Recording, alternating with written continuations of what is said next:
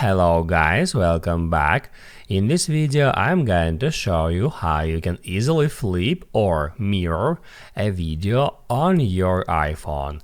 Be sure to watch the video to the very end so you don't make any mistakes, and of course do not forget to like this video and subscribe to my channel.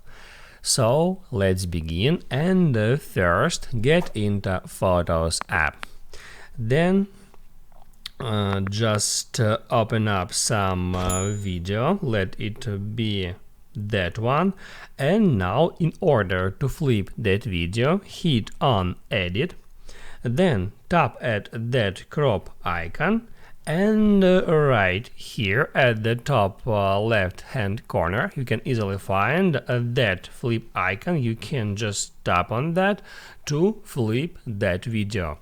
After that you can hit on Done, and then you can just hit at play button to play that video. As you can see, it's flipped right now. That's it.